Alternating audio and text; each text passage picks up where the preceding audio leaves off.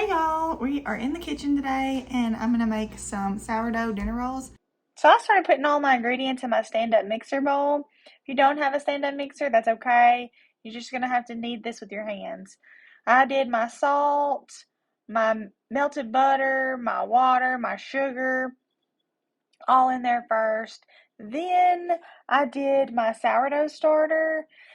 In this video, I am doing a double batch. If you want to do a double batch, do double the amount of the recipe I'm going to put below. I've done this recipe several times. The first time I did not double it, and every other time I have doubled it because my family loves these rolls, and we eat them for days after I make them.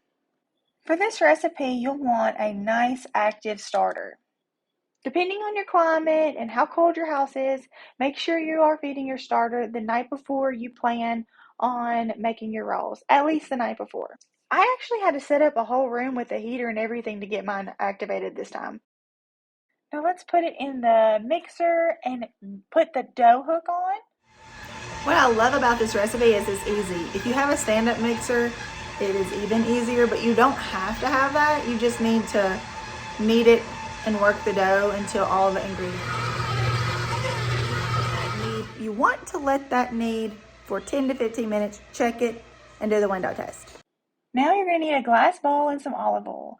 You're wanting to coat that entire bowl in olive oil. This is where your dough is going to rise. Now take the dough and put it in your bowl. Here I'm showing you what the window test is. You want to be able to see through the dough when you stretch it. I did this before I got the dough out of the mixer, but I wasn't able to get that on camera. Now cover and let rise. Good morning. It is 6:30 a.m. I think, around-ish, and I'm back in the kitchen.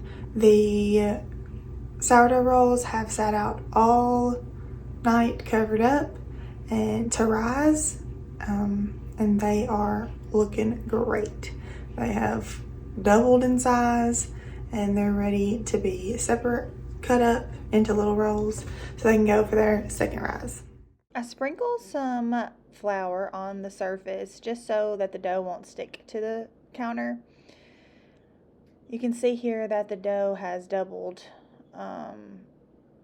overnight. It is nice consistency and nice texture. I'm sure that there's multiple ways of doing this, but I take my dough cutter and cut it kind of like a pie, and then I separate those out. I try to make them all the same size. You could easily do this with a scale and make sure they weigh the same, but I did not. It always turns out just right.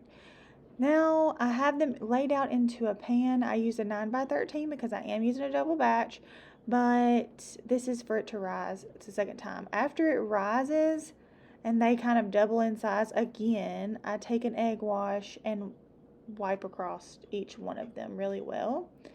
And that's going to give it a really nice golden color after it bakes. While I'm doing this, the oven is preheating to 375. And after it's preheated, I'm gonna put it in the oven to bake for 25 to 30 minutes or until golden brown. Everybody's stove is different, and then voila, you have beautiful homemade rolls that taste delicious.